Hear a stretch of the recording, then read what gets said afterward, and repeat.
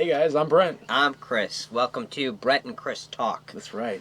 We This are is back again. Our third episode, and My thank gosh. you for coming along with us on this adventure. No doubt. And thank you for everybody who has been watching up to date or listening. Really appreciate you guys spending some time with us and hearing us out and also commenting. We've had a lot of great comments, haven't we, Chris? Yeah, the comment section on our Facebook page, Brent and Chris Talk, has been blowing up recently. Just lit. Yeah, and join the discussion. We encourage you to share articles that support your opinion, so we can all understand where you get your information from to better understand each other well. Yeah. And Don't be afraid to talk about where you're coming from on things. And the best part is we've been discussing had lively discussion from both sides, comments, criticisms, and I think it's all great. This is awesome. Let's keep it up. actually, on that note, for our next show, we're going to do a show on pros and cons of President Trump. That's right. And Brent and I do tend to lean more for the cons. Yeah, I mean, I would say that my basis for it is I have more problems with what's going on than not, but at the end of the day, there are things that we both find that are going right, and we are going to do some research and find out some more of things that can be, not just we think it sounds good and we think it sounds right. It's actually done great, and I know it's happened, and so we're going to talk about both sides of the coin. And if you have articles that could show us some of the things that you like or don't like, share them with us. Help us make an informed discussion for our next show. And we really appreciate your input. So, Heck yeah. Yeah, in the comments, YouTube, anywhere you can leave comments. Leave us an article you want us to read. Tell us if you like Trump. Tell us if you don't. And we read everything, so believe us. If you put it in there, we'll check it out. So, awesome. I wonder how long we can keep that up. Yeah, well, I mean, at this rate, probably not too long, because it's been more and more each video, so. It's wild. It's awesome. Today we're going to take you on again, I said an adventure, and I think that's accurate. We're going to talk about tribalism. Yep. It's been a popular topic, and maybe not called out as such, but an appropriate term is tribalism for what's going on. Yeah, exactly. And there's a lot of people who take a lot of different approaches on it. They are people who claim it will be the end of our race. There are people who say it is going to be the end of, it gets blamed for a lot of things, let's just be honest. And we're going to take a look at tribalism, the evolution of it. Yeah. And we're going to pair that with this idea that it is more dangerous today than it has been. Yeah, and I mean, there's a lot of different contexts from that. The social context, the technology with the way that things have evolved, how we work. I mean, there's so many different things that drive us toward our feelings and why we may think a certain way. So I think it's important to talk about over the course of time, from the very beginnings of when humans, we existed to today, and look at the ebbs and flows of how things have changed, and dive into some studies, so you've got a lot of great information that we can pull from varying opinions, and I think it's all good material. Now, tribalism, you have to actually look at the very beginning of our evolution to understand tribalism. Yep, that's right. A big part of our evolutionary history was spent in small packs, in small tribes, and we were struggling to survive as a civilization at this point. Right, and it's not like, all of a sudden you snap your fingers and the earth is populated, right? We started off on a fairly small area, right? We're talking the African savanna, I think is what the research had stated. And yeah, we were isolated pockets of people, and then we're competing with animals, and it's a harsh environment. So you think about it, you're naturally driven to where you you can kind of understand this logic today too. You're naturally driven to those that care for you, that want to take support you, and I think it's those cliques and those family groups that allowed for the most successful clans to survive. And survival was what drove the next generation and so forth. If you didn't survive, and that was the end of your line. And as we move forward through history, as we'll discuss, we don't have those same stressors.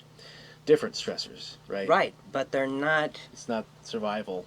It's not survival. Yet that need for the conflict, as we'll talk about later, still exists. Yeah. So We kind of manufacture it to a certain extent for a lot of different things. and that's why I misspoke earlier about tribalism ending race. I meant tribalism ending our society. And Human race, maybe. human race, yeah, sorry. And what I want to hit at is that we don't need to not be tribal. I don't think that's a thing we will ever achieve.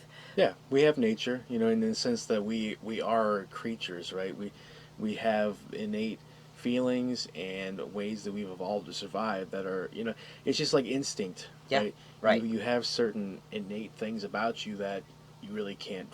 You can, I think, some things you can train yourself to identify the signs of why you might be thinking or doing a thing a certain way. But at the end of the day, you are what you are, and you're going to express whatever these innate feelings are. They're going to come out in one way or another, regardless of what you do. I think, but being aware of that, there's certain mechanisms, and we'll talk more about it. But right. just the root of it all, communication. There's this mechanism we have got to exercise in order to make sure that we don't lose sight of the fact that we are all humans. Yep. Right. We are all entitled to an opinion, at least in this country, and at the end of the day, we should be respectful and communicate those feelings, but also take perspective.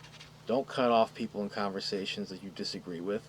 Hear them out and understand, and we'll get into more of that later. I mean, yeah, exactly. I'm trying so hard to hold off on the research. It's tough. Let's follow a good flow, though, and let's kind of talk about tribalism we talked about how it began and how we're not fighting to survive in the same ways that we were for our mere existence.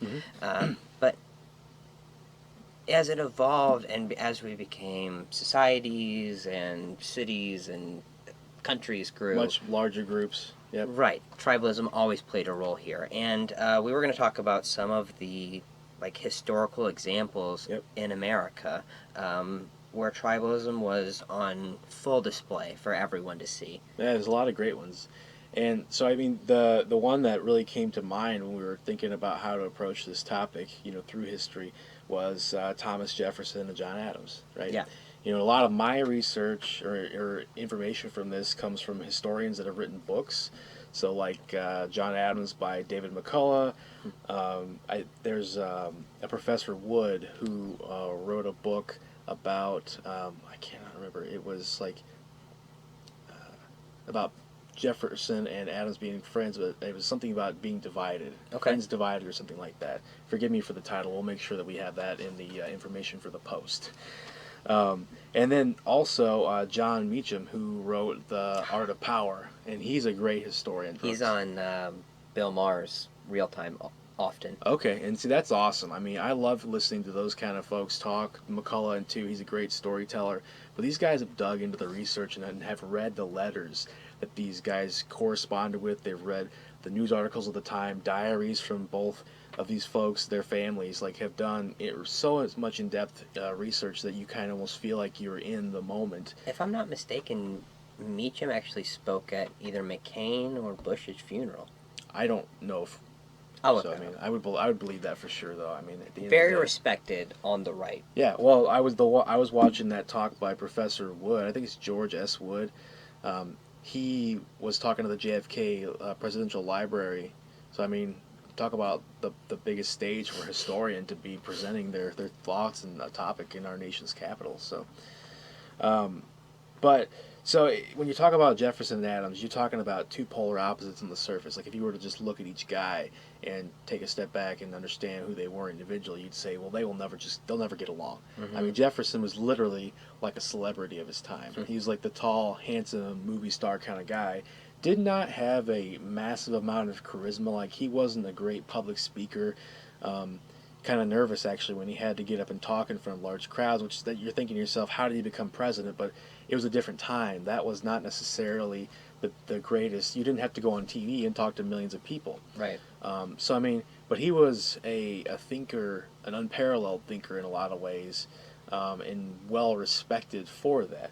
So I mean, he was this great popular celebrity type figure, very well liked, but he was also a slave owner from the South. So I mean, that kind of sets him well apart from John Adams, who's kind of a short, stocky guy.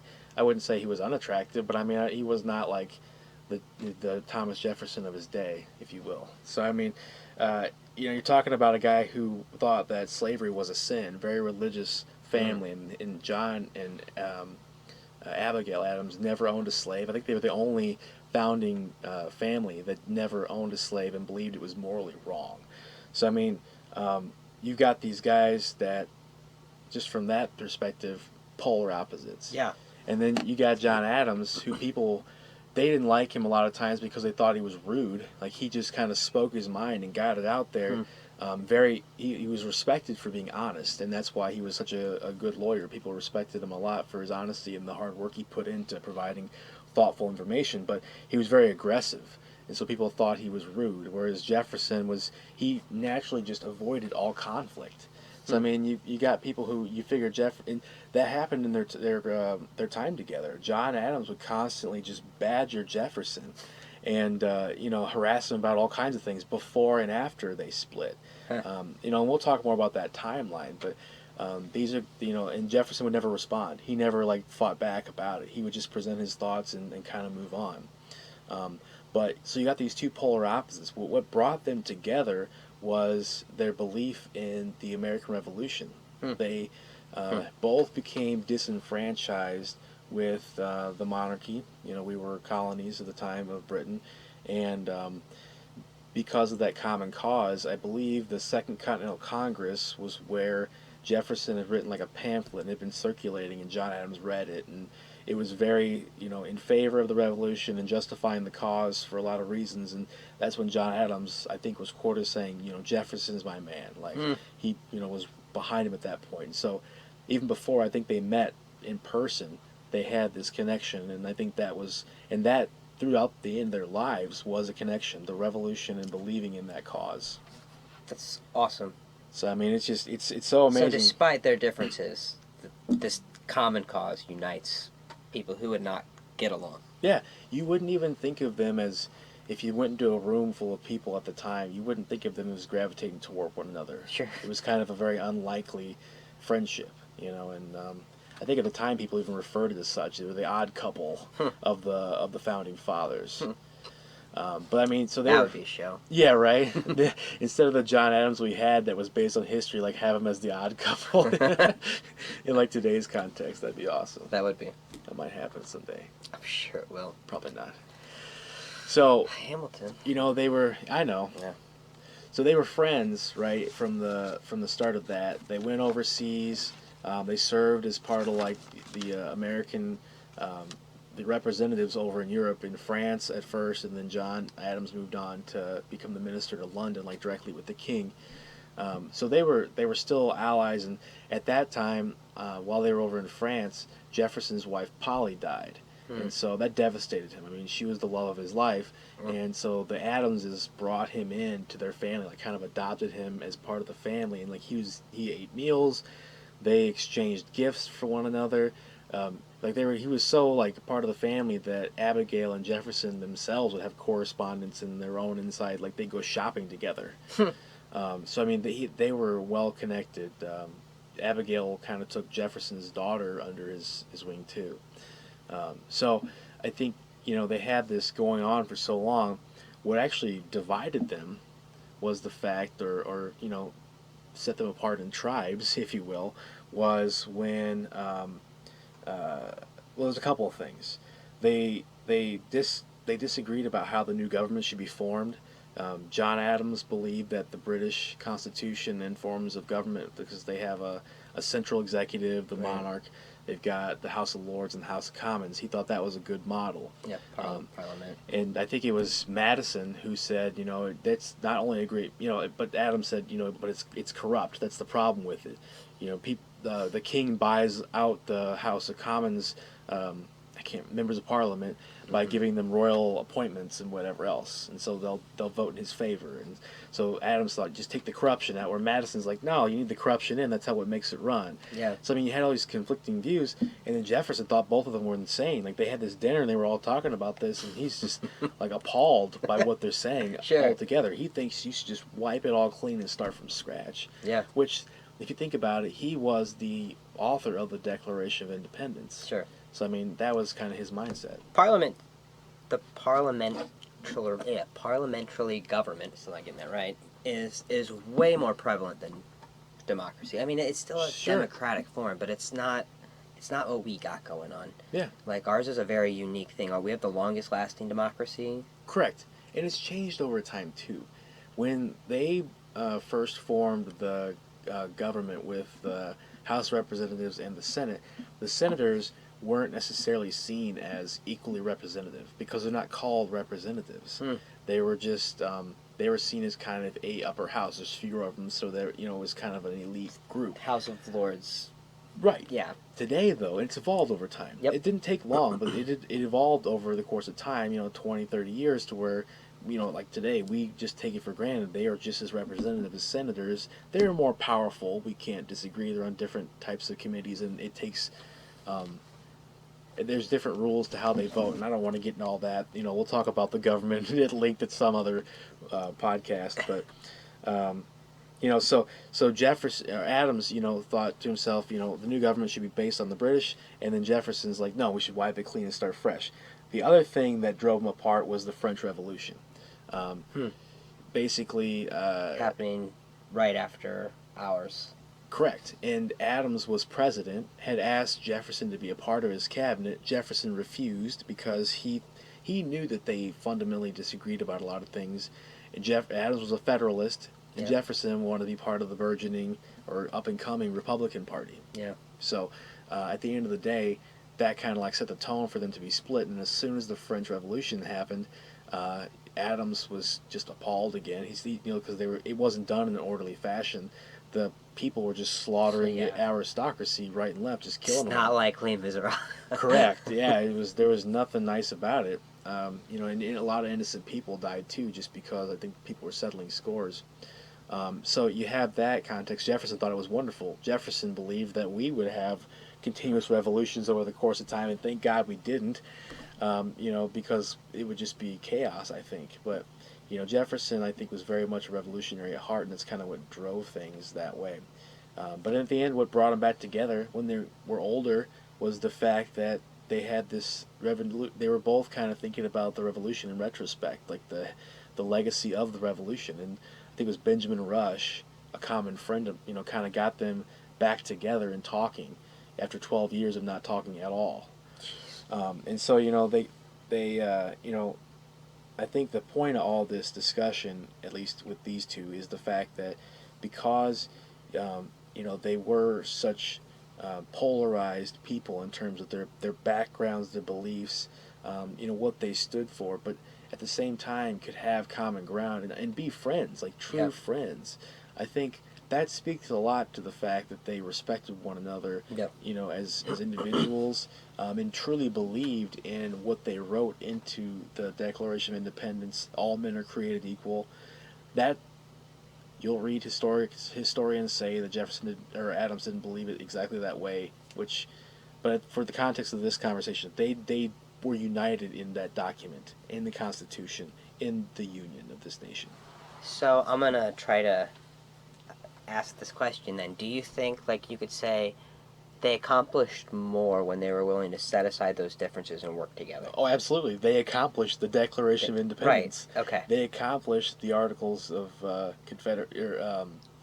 Constitution, the Bill of Rights, like all of those things that they were united in working with those, and not just them. I mean, we're talking about Continental Congresses arguing this out in massive groups with these two central figures represent, a great example of how they were able to work through that and come up with this system that has survived to this day. Have we changed it? Yes. Will we continue to change it? Yes. They lost the common enemy. Correct. They removed that, had a common cause. That's absolutely right.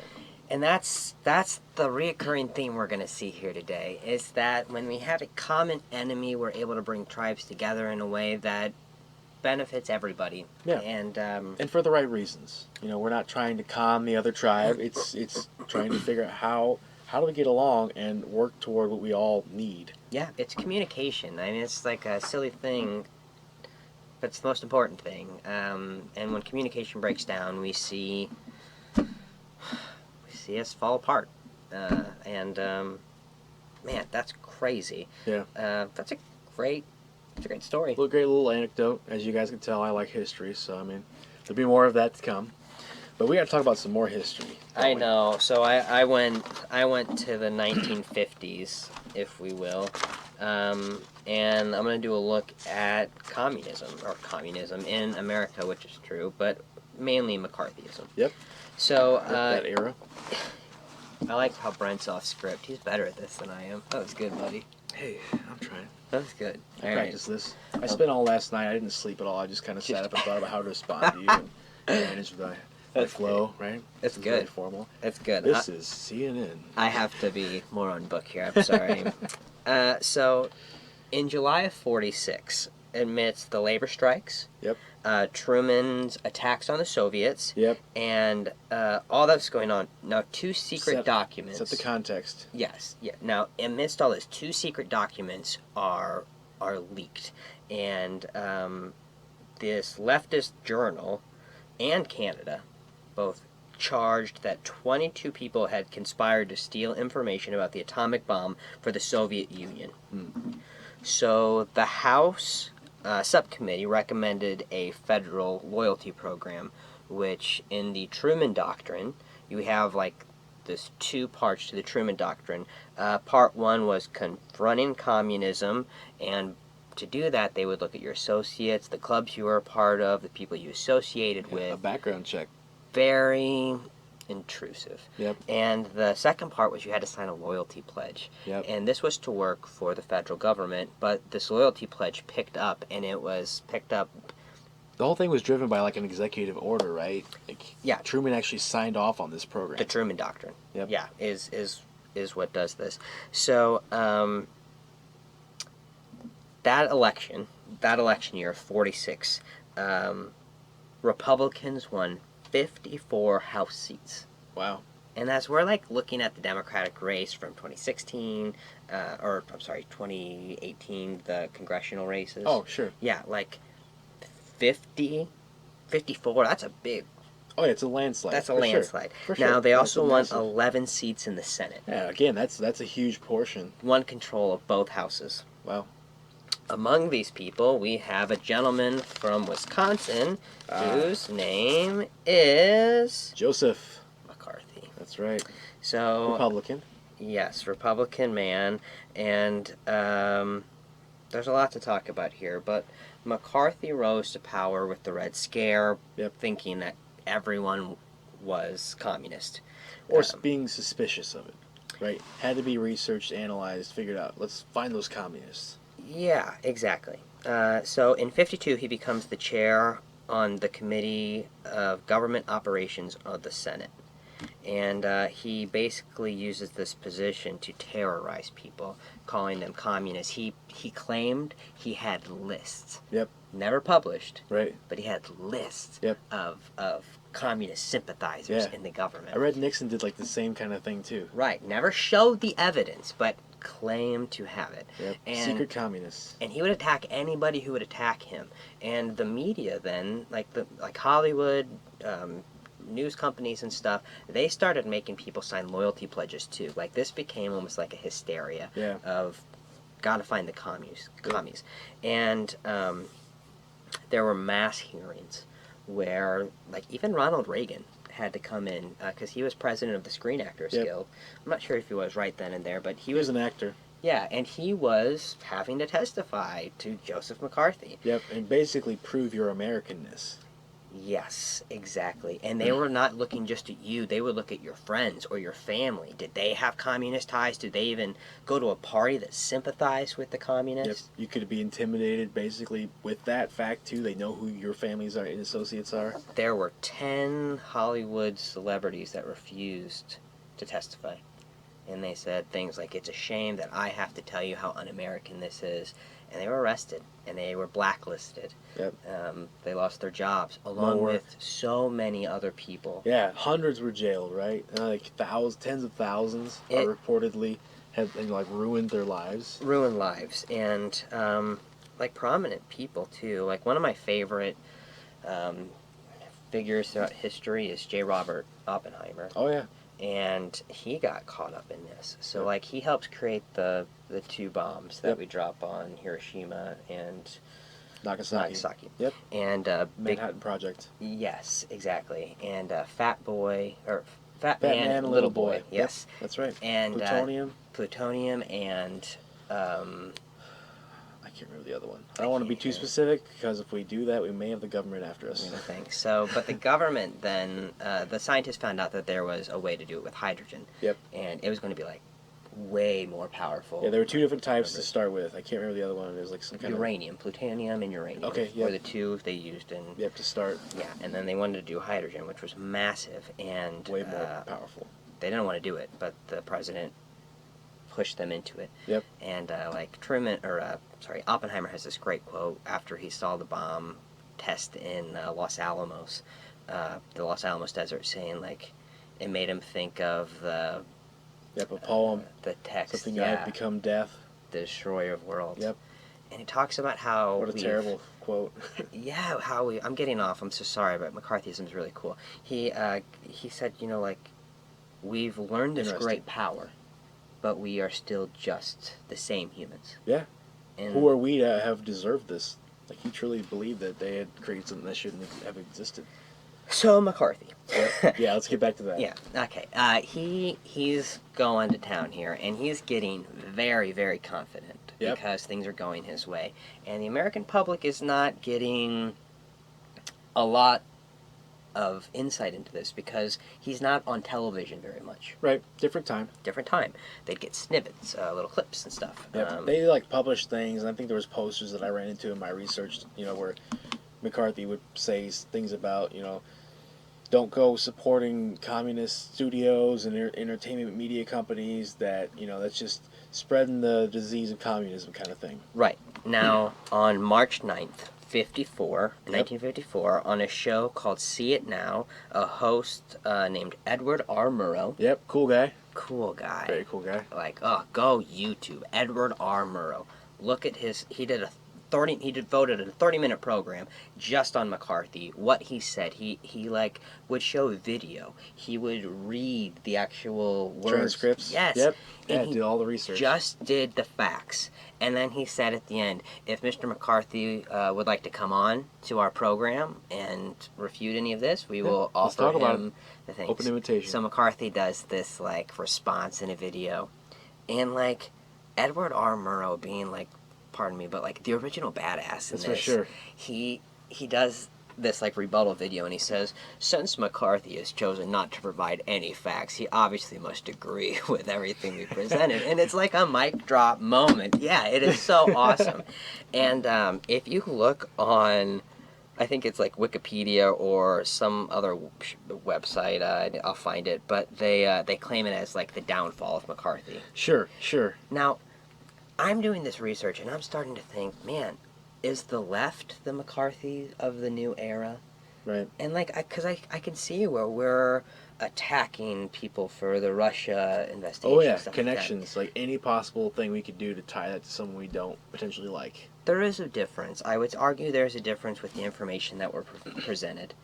Well, there's a lot. It's information overload. There's disinformation. It's all of our all intelligence agencies are backing these claims of the Russian meddling now. So we know for a fact. I mean, it's been testified under oath that the Russians meddled. Yeah, we're getting off topic again. It's okay. It's important. At the end of the day, there's that fact, and then we know for sure that certain people within the Trump campaign, and I'm sure the Clinton campaign too, sure, were talking to adversarial type entities.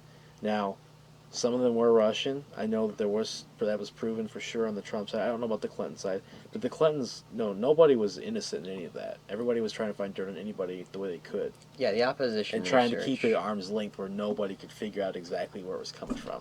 If you guys would watch a show on Bastille Dossier or the Mueller Report Oh, and yeah. what it didn't cover, what it did actually say, We researched it. we talked would about love it. to do that show for you. Yeah, but tell us if you're interested. If not, we don't want to beat a dead horse. Exactly. It's been on the news a lot. Mueller's been beaten. Yeah. He's the dead horse. So, McCarthy. Yeah. Going strong. Red Scare going good. Lots of people afraid. Jobs being lost. Murrow comes after him. Murrow comes after him on March 9th. Then, from April to June in 1954, comes the Army hearings. And this is where McCarthy starts, well, this is where McCarthy goes too far. He accuses the Army, the U.S. Army, of being communist sympathizers. And this is mainly because they promoted a dentist that had ties to some communist sympathizing group. Sure, loose ties. So the Army gives this dentist a lawyer, as they would, and McCarthy, and these are televised hearings, this is big news. Yeah. McCarthy chooses to go after the lawyer's integrity. And he accuses the lawyer of employing a man who had ties to a communist sympathizing group. And this lawyer just kind of like leans his head down, distraught. I mean, very distraught, and says, "Have you no sense of decency? Sir, at long last, have you left no sense of honor?" And this is like televised, and it was devastating. McCarthy's charge did not stick, and he ended up getting censured. Wow. Yeah. Congress censure is a big deal. Very few times have they used that power, and so he loses. He doesn't get reelected. Yep. He dies, I think, 3 years later. He died in 57. Wow. So Talk about being crushed. 54, yeah, all this happened. He gets A censured lot in of bad 54. things happen from that guy's doing though, so Yeah. terrible. Wikipedia claims that the Army hearings were the end of the McCarthy era. Yeah.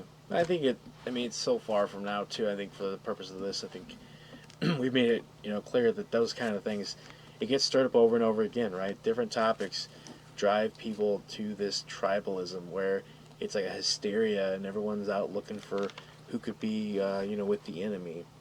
During that time, people were writing books. A guy named Arthur Miller, that's why I brought this up. Miller, maybe.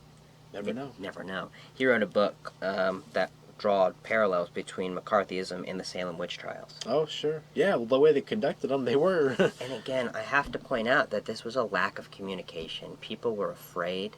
They were not talking to each other. They literally were so afraid to have a logical discussion that they would be blacklisted or fired or considered a sympathizer that it shut down communication. Right. It shut down... Well, the other side wasn't willing to hear it. Right. Right? So you think McCarthy, even if they were to... yeah, so what if I've listened to a speaker on the communist topics? I wasn't interested. I think capitalism is the right way. What if that's true? He was never going to listen to any of that. No. You've listened to that, you're done. You're going to jail. Or you're losing your career, your life. Yes, exactly. Now, McCarthy's chief counsel during the Army hearings was a guy named Roy Cohn. Now, Roy Cohn was also one of the prosecutors in the Rosenberg trials, which Rosenbergs got accused of. Well, they were. I mean, they were spying for Russians. Ethel Rosenberg Atomic secrets. has pretty much been cleared. Ethel Rosenberg's brother actually lied because he even said, "I wasn't going to sacrifice my wife for my sister." In an interview he did years later. Wow. It gets cold. Anyway, so Wow. Roy Cohn. Did not know that one. Roy Cohn. Yeah, it's graphic. Roy Cohn is this guy, and he was the prosecutor. He was the one who claimed that he pushed for the death sentence of the Rosenbergs. He's very proud of this. He went on to be McCarthy's chief counsel during these hearings, this grandiose and stuff. So McCarthy dies, but Roy Cohn goes on to live this life as a lawyer. He becomes a political fixer. He gets ties to the mob and stuff like that. Wow. 1970s, he's in a bar in New York. think it's called Le Club. And in walks Donald Trump. Ah, I thought Roy Cohn sounded familiar. Roy Cohn goes on to be Donald Trump's personal mentor and lawyer. Wow. He helped Donald Trump deal with his first government lawsuit when him and his dad got accused of not renting to minorities. Yep. And Roy Cohn was a very influential man in Donald Trump's. I knew the name sounded familiar. Yeah, in Donald Trump's Wow. life. And I just think there's a lot of common ties. Interesting connections, to say the least. Think about how Donald Trump attacked the intelligence agencies.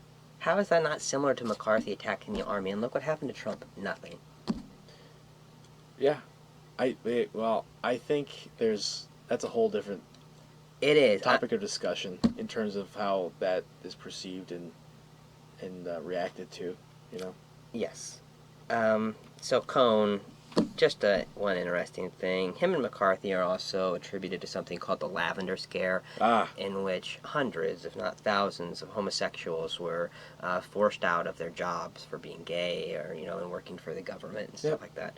Roy Cohn died of AIDS in 1987 and was never married. And interesting, isn't it? Interview with Roger Stone, and Roger Stone says, "Oh, Roy Cohn wasn't gay. He just had sex with men." So. Okay. Just leave you with that one. Let's leave it that way. But, and that's why I think McCarthyism is such an important thing to talk about, though, because, one of the chief counsels was an advisor and a mentor to our president. Yeah. The mentality of fear-mongering without evidence and all this stuff, it came from somewhere. And the thought that it could be used as a tool, Yeah, exactly. Now, two things cool out of McCarthyism. It was really one of the first times that television played a big role in bringing down somebody. Yep. Murrow's report was huge in actually stating the facts and going after it. And people try to draw comparisons to the way CNN did this thing where they said a Murrow moment with Trump. And it was all these different political correspondents sitting down with Trump and discussing his things. But there's a big difference. Murrow was doing something in a time where that wasn't very prevalent. Yeah, he wasn't trying to you didn't have tons of people doing that with that platform and that format. Exactly. So they weren't being inundated with lots of information.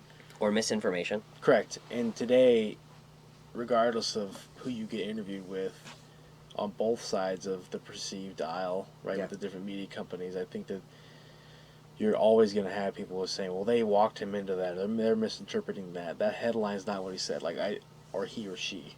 It applies across the board. So I think at the end of the day, there's so much information, good or bad, that's out there that causes us to, be driven to picking sides and sticking to them.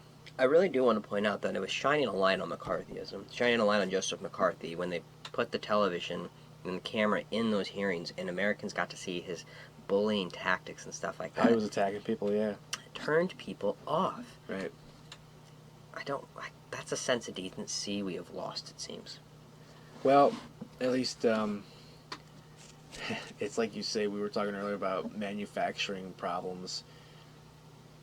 I don't know if there really was a problem with us being not aggressive enough, or I don't know if that's the right word to put it, but I think people wanted a big change after the last administration, and whatever base elected President Trump has basically latched on to his approach and style. I mean, throughout those debates, I think the Republican debates is what started it, when he was tearing people down right and left. From the time he announced his presidency. People got, latched on to that as this guy can get things done. He's just going to bulldoze his way through and make it happen. I have guesses for this. I have reasons and rationale that I would like to dive into. Let's do this. So, the very first article that I really love is this one called Moral Outrage, Why We Attack Each Other, and it's by a gentleman named Rob Henderson. Okay. A lot of the information we said at the beginning I actually got from his article. But he quotes a gentleman in this article where he says, and I used this quote, this article is already shared to our Facebook page, It's like a secret clue this was coming. He says, we long for conflict, but we can be more vigilant about how we satisfy that need. Mm-hmm. And, like, we're going to be tribal. We're going to have these things. So another quote from this was a guy named Francis Fukuyama. Yeah. And he said, if man cannot struggle on behalf of a just cause, then he will struggle against the just cause. And that's what it was with McCarthyism. Like, that was manufacturing the problem. It was manufacturing the problem. We didn't talk about the fact they never really came up with, through that mechanism and those McCarthy hearings, uncovered zero communists. Zero. And it changed so many people, so many people's views and everything. It's, he claims, Rob Henderson claims we're in an outrage culture, in that anger is now a form of showing commitment. That when you're broken off into your tribe now, we have to prove that if you're yelling at something, I'll yell at it too. Yeah. It shows that to fight for it. That I'm willing to fight for it. That's interesting. He says media companies have an incentive to rile people up. It's good for their ratings. Right. People like to see that. Our basic instincts are being preyed upon. That's very interesting. Now, outrage culture he defines as the calamitization of the mundane. So, like, the producers egging people on to make normal situations in life be attractive through that. Yes, okay. And that's why he cites the earlier talked about evidence we discussed about how we've evolved to experience hardships together. The prehistoric stresses, like warfare, no longer exist, and now we create artificial ones. And he calls this notion concept creep. Okay. Like, as we become more safe, as we become more secure from our environments and whatever things else, we still have this moral outrage. We still have this need for conflict and stress that is with us from the beginning of our evolutionary history. So we were programmed to deal with it, so we're sitting there saying to ourselves, okay, well, where's my stressors now? How am I going to... And we've all, I think, if you think about it, we've all blown things out of proportion. And I think that makes some sense to me, that that could be the mechanism causing that. Yeah. We long for fighting. We long for tribes. And that's the thing he says. 2 reasons we calamitize the mundane is we evolved for stress and conflict. You know, we evolved to deal with the animals. Every step, we've always had stress and conflict. Yep. So we've evolved to deal with that. Yep. The other thing about us, and the reason we calamitize things, is we long for tribes. We long to be a part of something. Oh, yeah. Teams, love sports, competition. So we're basically evolved to be angry at something and to want you to be mad with me at it. Yeah. Like, it's... And we were, I think, and I'm not quoting anything, research or whatever, but you can just kind of tell, like, when you're in a setting, you're drawn to people that are like you, that look like you, that are the same sport team. I mean, you think about it. If you're a person who's wearing a Cardinal or Cubs shirt and you see someone else wearing one, you're going to say, hey, how about that game? Or, wow, they suck, or whatever the case may be. You're just kind of compelled to be a part of that club. No, I'm really glad you said that, because there was these great studies done. Same article still. Okay. And it was a dot experiment where 50% of the dots were blue. Well, actually, 50 dots were blue, 50 dots were purple. Okay. Now, throughout the experiment, the scientists would adjust the dots to be slightly more in between. And what happened was, all of a sudden, the people started to expand their definition of blue. They would look for it and they would find it. Huh. Another study, they were shown faces, and there would be different kinds of faces. There would be different expressions. Yeah, including neutral, hostile, happy. And when they were removed, they slowly would remove the hostile ones. All of a sudden, people would start to judge the neutral ones as hostile. Like trying to find that small, slight frown in a neutral expression. Yeah. Okay. Exactly. And we are programmed to do these things. Sure. To look for information. Nonverbal cues, people could just pick up on it. Like, we were evolved to do that, and it seems like it would make sense logically too. I mean, you know, you need to be able to interpret someone's feelings to know how to react. And you think about it, if you were in the savannah and you came across another human being, you'd be trying to predict how they're going to react to that, and what you're going to do to either counteract or escape or whatever it might be. So that makes sense to me. There was a study done. This is from The Guardian. It's how the political tribalism can be explained. Mm-hmm. And a study was done in Northeastern University, which is in Boston, which found they taught people how to file a certain way. Okay. And then the scientists would introduce somebody to this person they've taught to file, and half the people were told to do it the same way, file in the same manner. The other half were told to do it in a different manner, but all of them were told to cheat a little bit on how they filed. Okay. And the study found that the people who they taught to file were more likely to call out the cheaters of those who filed differently. Okay. And the people who filed like them, they were more likely to overlook. And this is Neither one of us, so we'll let you have a pass. this is like a knee-jerk reaction. These are Huh. not. This isn't your best friend. Nothing important. You're sticking Yeah. up for. This is like, yes, trivial stuff, and we're just genetically wired to form tribes, to form likeness. They did another one with kids too, which I thought was interesting. The study, they looked at another study called reflexive intergroup bias in third-party punishment. Wow, that's a lot. I've been having fun reading these articles, let me tell you. Now, the study found that third-party punishment is subject to intergroup bias. Okay. So, where people in the out-group are punished more severely. Oh, sure. Okay. So if you have to be punished and you're part of my team, I'm going to punish you more lightly than somebody who's not part of the team. Yes. I Now, got you. but the study finds that this is a reflexive judgment, and that if you're given time to actually think about it and given time to analyze the data and stuff, that you don't do this as much. And again, I'm going to draw... More information allows you to make a better conclusion. And time. Time. And again, it's the understanding, it's the communication, it's communication without communication, but empathy, all these things. So, the notion, this is a quote from Daniel Yudkin, the notion that people are inherently tribal should come as no surprise to those familiar with human evolution. Homo sapiens spent much of their evolutionary history in small bands on the African savanna, competing with other bands for scarce resources. As a result, tribal competition is written into our DNA. Sure. Harping back to the beginning. Gotta survive. Yes. So, and again, if you give people time to deliberate about their decisions, they were far less likely to punish the in-group and out-of-group members differently. Sure. Like a jury. Like a jury. That makes sense. You like Joe Rogan? Oh, I love Joe Rogan. So, Joe Rogan did a podcast with Jordan Peterson. I really do. I'm partial to Jordan Peterson. Watch him for yourself. See what you think. I think he's got a funny story because he came out against a bill that was restrictive to free speech. I'll take that line on it. In Canada, that was going to force you to use proper pronouns for people of transgender. And he just said that was against his free speech. And he fought it. So it was like the Republican people, I don't want to use the word Republican, but the... Conservative. Yeah, and like the young, adolescent, the people who are... I don't know the right word. I'm going to offend people. I'm not trying to. But the young people who are rowdy, they...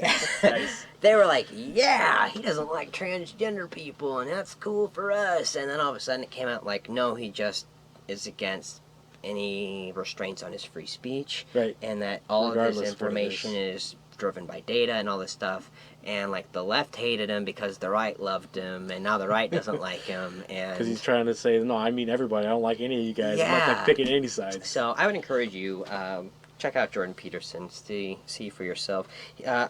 Jordan Peterson was on Joe Rogan, and the video is called Points on Modern Tribalism. Mm-hmm. So, Peterson says that the consequence of not talking is fighting. And political preference, he claims, is influenced by your biological temperament. That creative types tend to lean left, and orderly people tend to lean right. Sure. Just, that's something his study, which I don't know where he got the evidence from, but I do trust him. Sure.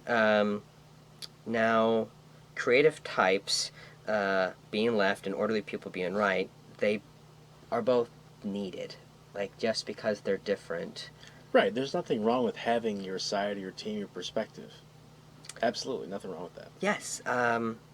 When it works, keep going. If it isn't working, you need to change it. Yeah. Jordan Peterson claims the left and right need each other. That he claims the liberals start companies and the conservatives run them. I like that quote. That's funny. I do too. I'm fine with that too, honestly.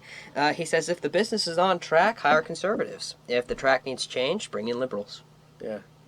So I mean that makes a lot of sense, and you can kind of see how that would not uniformly apply, but I mean it's a good principle. A funny quote, but good principle.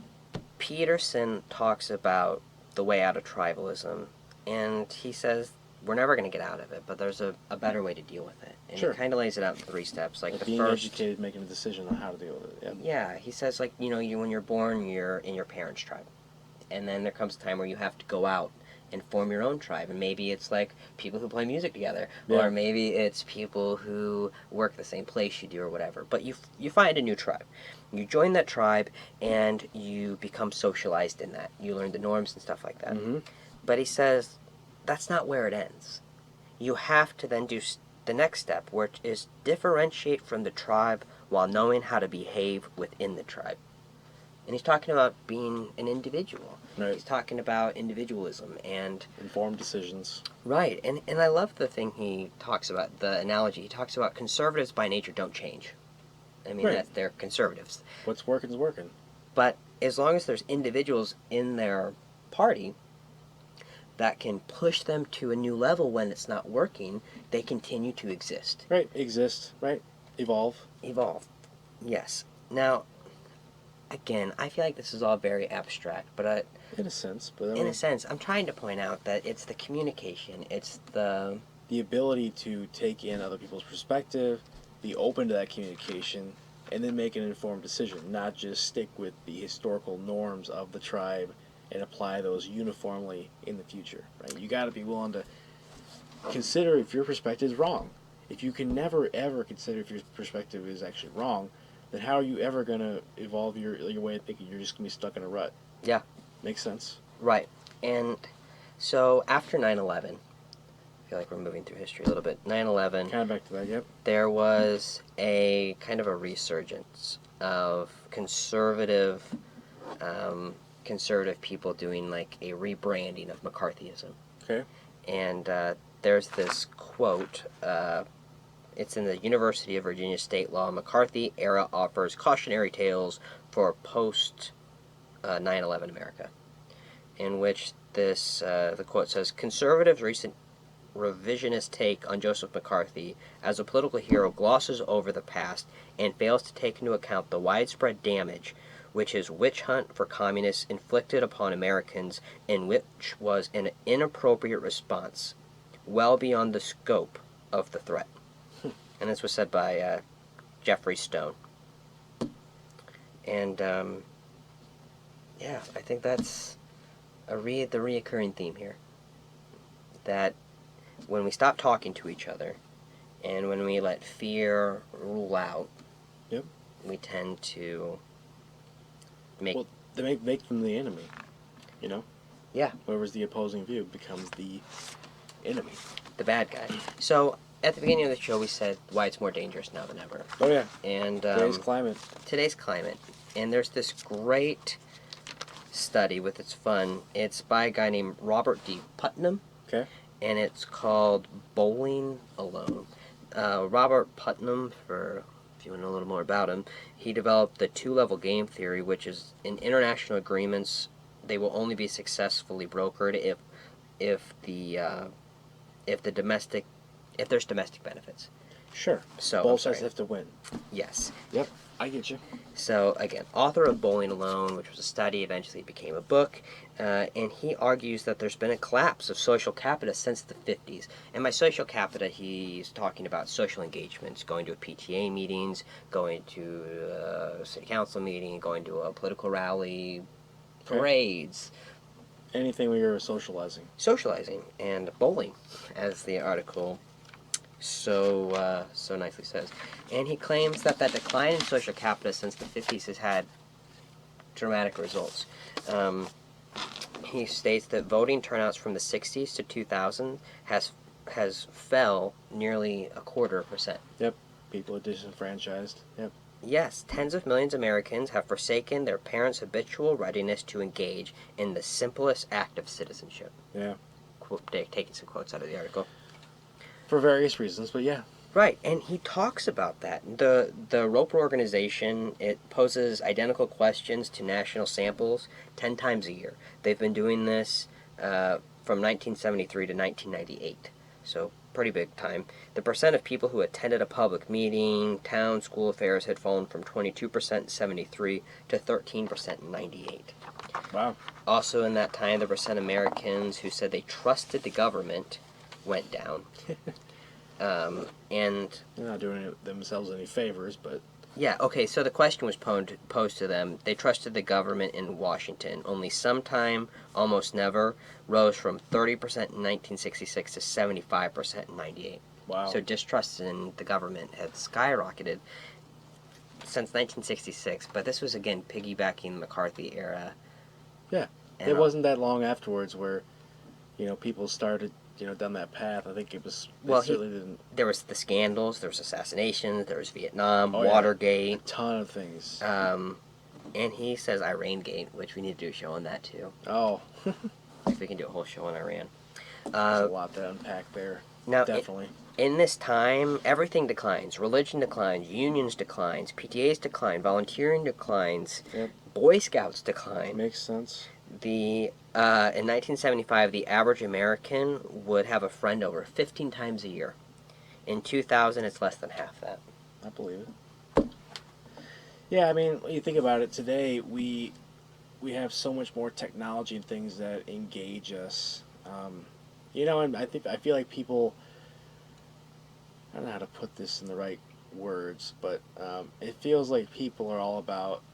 A lot of people are about understanding themselves more and doing more things for themselves. Yeah. Which I feel like in the past, more people were about taking care of the family group and doing more better for all versus themselves. Even though we weren't like a communist or, a civilization that was like focused like on the many versus the few kind of thing. But I think at the end of the day, just the nature of how we interact with one another and how we're sitting on our phones all day long and texting and we were talking about this earlier. It's really easy to get online and criticize people and join a chat room or whatever and be brave online, but then in person not be able to look the person in the eye. Yeah. There's some level of engagement and empathy that's lost when you go down that path of differing types of communication. So like face to face is like the premium primetime best level of communication. I can read your face and all that. Then you go down like a phone call. Yeah. One step lower. I can't see your face, but I can kind of read the inflections of your voice and get some of that. You go to an email, even less. I got no You're talking about technology. physical connection. Yeah. Technology just goes down that path. So he claims that Putnam blames these declines on three things: the changing in the family structure, which we're kind of talking about. Things aren't designed for single parents. Yep. Suburban There's a lot more sprawl. single parents. That was the other thing. If you're spending more time driving to work, driving to shop, you're going to have less free time. Yeah. Like this simple thing. You really treasure the time you do have. And you nailed the other one too, man. Electronic entertainment. I think you literally nailed all three just off the top of your head. That's good. And, I had never heard this. Never, This is yeah. cool. We try to keep it separate. I hate when radio programs do the fake, oh, I never knew that Never heard before. that. Yeah. Huh. Yeah. Have you ever known this? And then the other guy's like, well, actually, da-da-da-da, and then provides more facts, and he was supposed to know. Anyways, so we That's don't cool. do that here. Nope. And I like the other thing Putman talks about, though, is how mega churches. Something fights it. Yeah. Okay. Yeah, mega gotcha. churches during this time did rise. It's one of the only things that did rise. And he talks about how they have a honeycomb structure, meaning there's very low level commitments. And you can go in, you can join for free. The seats are there, the chairs are open, show up, and you're in. But once you're in, they'll try to get you on prayer committees or any kinds of prayer groups or just committees in general.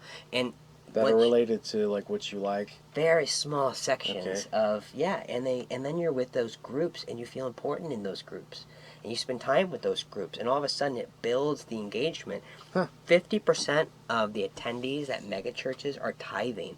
Tithing means to give 10% of your money, if you don't know, to church, and that's huge. Getting 50% of your congregation to tithe, and this is this is during this decline of everything else. So Putnam claims that the ability to have a low commitment and go to high commitment is because of the honeycomb structure, and that this could be applied to many other organizations. So build like low commitment to join, but building the social structure that raises your level of commitment.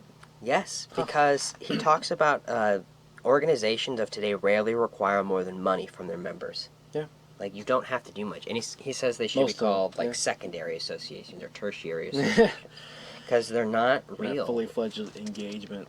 And I'm trying to build a narrative here, people, but I'm going to point out, since this McCarthy era, we've been declining. We had this strong, like Jefferson and Adams, there was this willingness to set aside their differences, and they were able to accomplish so much. Mm-hmm. And it Find was the common ground. when they lost their victim, or lost their enemy, that they... We won freedom, and then we had to form a new government, and then it was like, well, I don't agree with how you want to form a new government. Yeah, we should be free, but we shouldn't have to have the old government that we used to have. So yeah. So when it came together, and it split back apart. And people are trying to find reasons, like, why tribalism is worse than it is. And another guy that's on Bill Maher's show a lot is this Andrew Sullivan. Mm-hmm.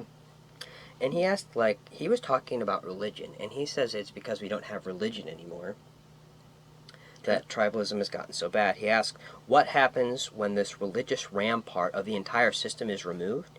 And answers, illiberal politics, meaning intolerant or unintelligent politics. He claims that we are filling the void that Christianity once owned without any of the wisdom, culture, and restraint that Christianity provided. So, okay. So, Christian values. Christian values. And, I don't tend to agree with this notion, because as we've seen that we've always had conflicts. We've always had this inability to, deal with each other. He says, religious leaders have turned Christianity into a political society and identity that's not a lived faith. They have tribalized a religion explicitly built by Jesus Christ as anti-tribal. Trump may be the least Christian person in America right now, but his persona met the religious need that their faith had ceased to provide. Interesting. And he goes, this is why Christians are so hard to reach and persuade. Nothing that Trump does nothing that Trump does or could do changes their minds. You cannot argue logically with a religion, which is why you also can't argue with a social justice activist. He says, we are mistaken if we believe that the collapse of Christianity in America has led to a decline in religion. It has merely led to religious impulses being expressed by political cults. So people are trying to figure out.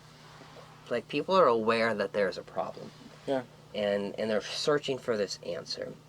And I'm putting forth to you all, fine listeners and viewers, that the problem is this decline in social capita. Sure. That we have... Of some kind. You could find your satisfaction in religion. Yes, exactly. Exactly. But that's not the only... It doesn't have to be religion. Yeah. It does not have to be. And there's always been people who misplace their Christianity into other things. Sure. So, and you can argue that, well, after Trump, there was the largest women's march that there ever was. Right. But the fact of the matter is, a study, love my studies yet? They said, the study is called, Are We More Engaged After Trump? Mm-hmm. The answer is no. Sorry to spoil it. And the article is called The Myth of Civic Engagement During the Trump Presidency. There was actually a record low turnout in the Los Angeles mayoral election in 2017. Okay. Voters in New Jersey and Virginia still know little about their gubernatorial candidates. And this is all after Trump. Yeah. So, going to a march and stuff like that is not the same thing as understanding who's on the ballot, understanding how things work. I watched a great TED Talk, and the guy said, I didn't understand there's a difference between governing and governance. He thought you just vote for the right guy, and then you go sit on the bench and complain all the time. And I put this to you that, change in government comes from the bottom up, not the top down. It should. When we're acting in a model that we were set out to have been running with, That's how it should happen. Is the input comes from the people, and it's by the people for the For the people. people. They did a study in this study or in this article telling where they would tell people like facts and statistics about how their vote isn't matter or stuff like that. They would phrase it using rhetoric though, very extreme terms. And what they found is that when you tell people that their vote doesn't matter or that their donations don't compare to that of the corporations and super PACs, they actually do less. They actually put in less money Sure. because they feel like Doesn't matter. it doesn't matter. I get that. And Interesting. so one of the great things they did in this was they link it to a study where it's called "From Brexit to Zika: What Do Americans Know?" These are 10 questions in 2017 where they phone a random sample, a random population. It was 1,002 people sample size. So I think that's a pretty good. Do you care to, if I test you on Yeah. your knowledge? Let's have it. Let's have it. Okay. Testing. Brent. Okay, question number 1. Zika is spread primarily by... Zebras. Oh, God. No, mosquitoes. All right, mosquitoes. 86% of the polled people got that correct. Okay. The water in Flint. Yep. Unsafe due to... Lead. 72% of Americans got that. The Speaker of the House. Okay. Do you know who that is? The House is Nancy Pelosi. Okay, do you know who it was in 2017? You're right, but Yeah. it was the Ryan. Right. Yeah. Yeah. Yeah, because they switched. Okay, I got you. Yeah, in 2018. So Speaker of the House, but their correct answer at the time was Ryan. 62% So you're of gonna give me that Americans. Oh yeah, absolutely. Okay. The country that's leaving the EU. Britain. Yeah, UK. 60% of Americans got that right. This is a weird question. It's a simple answer though. The DOJ lead Russian investigator. The lead Russian investigator. The special is- counsel. Yeah, Mueller. Mueller. And 47% of Americans got that right. That's shocking. I agree. I didn't know this one. The conservative GOP group in the House. What's it called? The Tea Party. No, it's now the Freedom Caucus. Oh. Huh. Okay. Yeah, that's what I said. I've heard of that. Yeah, and I got that wrong. Neil Gorsuch is a... Supreme Court Justice. That's Yep. correct. 45% of Americans got that right. The Secretary of State. In 2017. You can go either way. If you know the current one, that's cool. Well, the current one's Pompeo. Back then, Yeah. it was that oil guy. Rex. Yeah, Rex Tillerson. Rex Tillerson. Yeah. That's who I could remember. I couldn't get Mike Pompeo off the top of my head. President of France. Macron. Macron. 37% got that. That's not shocking. 44% got the Secretary of State. Do you know the unemployment rate? The unemployment rate is now it's 3.5 or something like that. Was 4%. 37% of Americans still got that one too. You did good, man. Nice. So, America didn't do too bad. But then they took that data and they broke it down. And by age groups, 18 to 29, the average correct was 4.8. The right answers, age groups 30 to 49 was 5. Wow, I did better than my age group. You did. So 50 to 64, 6. Got average of 6 questions right. 65 plus got 5.5. It's because the older folks don't care about certain things, so I don't mean that in a... No. So Republican-leaning people got 5.7 right, Mhm. and Dem-leaning people got 5.5 right. Fairly close. I think, honestly, everything is pretty close so far. Mm-hmm. Then you get to education. High school or less got 4.3 questions right. Okay.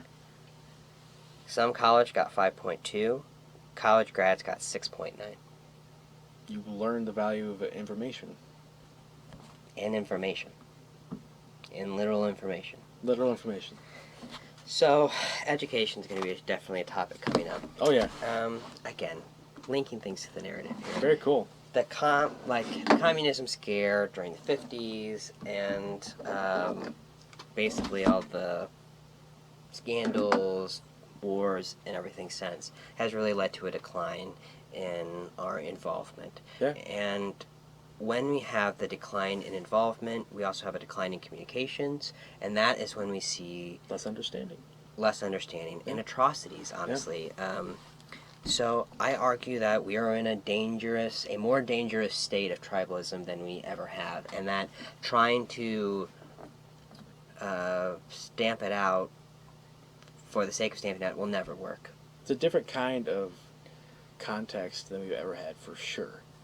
Yeah. I think we've had several instances where we've had extreme tribalism and like extreme conflict. I mean, back in 1800, we came darn near close to having a civil war. We did have a civil war, and I'm not saying we're heading back toward a civil war, but I feel like we're like it's almost like guerrilla warfare. Look at the tribalism in the Civil War. And again, I'm going to say there was not near the level of communication that we had today. No, you're right. And if you look at these atrocities, I think those will be the two things you see. Lack of a breakdown in communications between tribes and a lack of civic engagement. You could almost say, though, that, and you're right, less communication then. Now it's like the opposite. It's so much communication, inundation. But it's not. It's not. There is no communication between the tribes.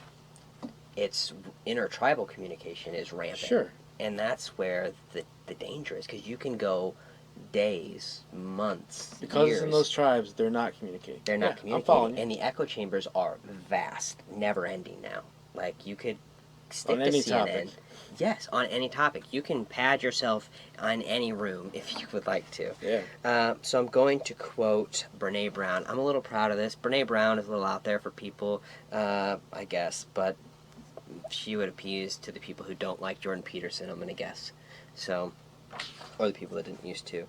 She talks about like the importance of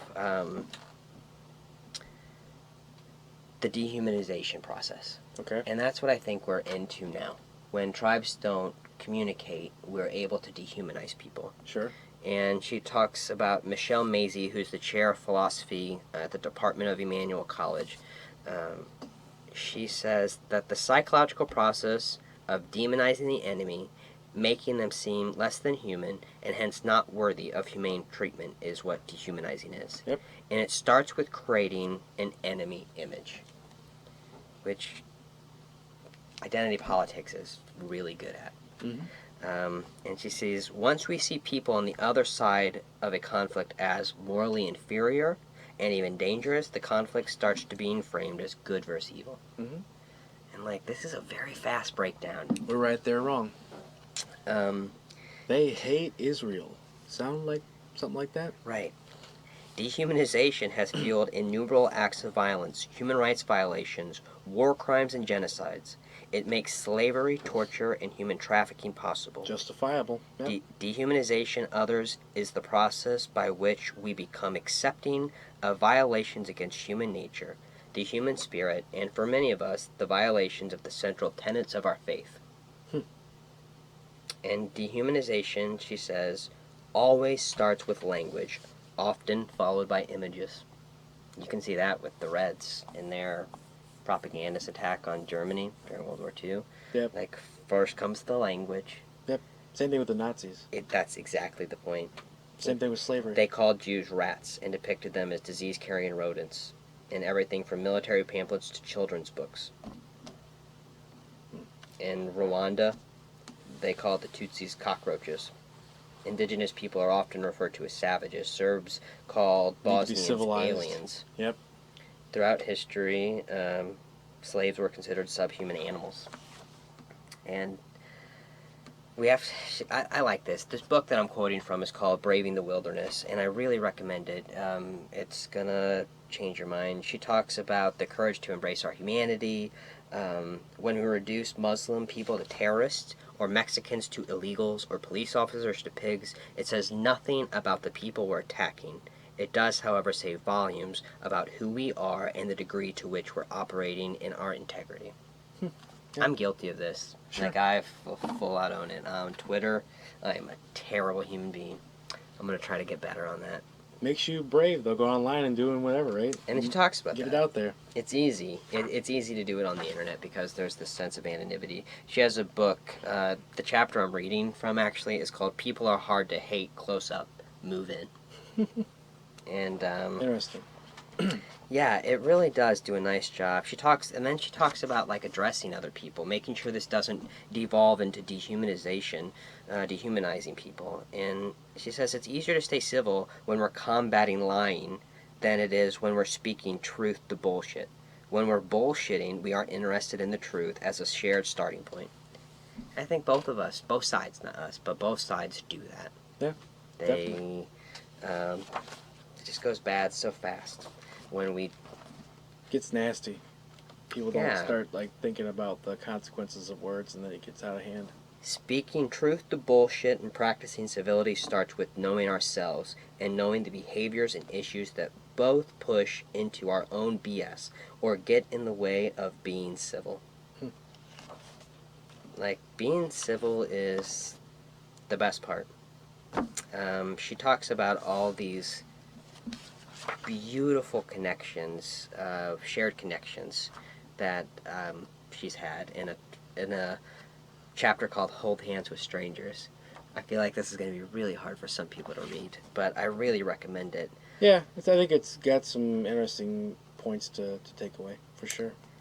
Um, I love this. Last thing I'll read from her thing is, here's why we need to catch these moments of human spark and be grateful for them. When you walk onto the pitch in Melbourne and ask the audience to stop singing the Liverpool anthem and start talking about Brexit, you've got a problem. Turning on the lights in the theater and ask the Harry Potter fans and their parents to discuss the pros and cons of public schools versus private schools versus homeschooling, Voldemort will look friendly. But we're more willing to speak out. We're more willing to speak out moments of collective joy and show up for the experience of collective pain for real in person, not online. Yeah. The more difficult it becomes to deny our human connection, even with people we may disagree with, not only do moments of collective emotion remind us of what is possible between people, but they also remind us of what is true about the human spirit. Yeah, I don't disagree with that.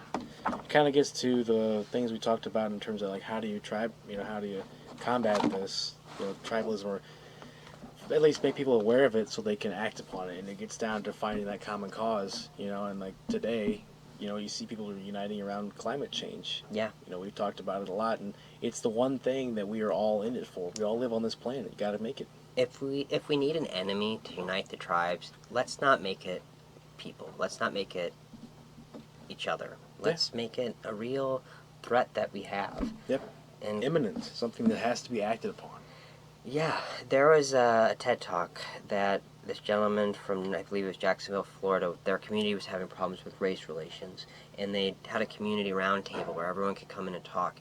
And he said there were like KKK members there sitting next to people who marched arm in arm with Martin Luther King Jr. And it was when they were all at the table together talking that they were able to learn their shared experiences, the differences, what the problems they had, and understanding. I assure you, as hard as it is to put up with people you don't like, it is essential. Yeah. And it is essential to give all people a seat at the table. You will not silence voices by not allowing them to speak. Right. They just become louder in their own echo chambers and, become like a pressure cooker. Yeah. Ready to explode. So I encourage you all to be involved and don't just go to a march. Don't just give money to the NRA and say, oh, I'm a member. If you believe in guns and that's your thing, learn about it. Be passionate about it. Mm-hmm. Talk to people who aren't against it and try to learn why. Exactly. And there's no problem telling your reasons why, but you need to be able to hear both sides. We can respectfully disagree. Exactly. But you don't have to hate each other for it. The civil discourse is a problem. Yep. And we just have to connect. We have to find a return to social capita, if you will. Yep. So at least increase it. Yeah. What do you think, everybody? This is our take on tribalism and its history, its evolution, where we're at today with it. Yep. And there's a lot of information in between for you guys to research, and much more we did not get to, but we wanted to, of course, and that's the beauty of doing it in this format. We'll just kind of let it flow and get to what we can, and the rest we'll leave to you guys to form your own opinions and then comment and let us have it. Agree with us, whatever it may be.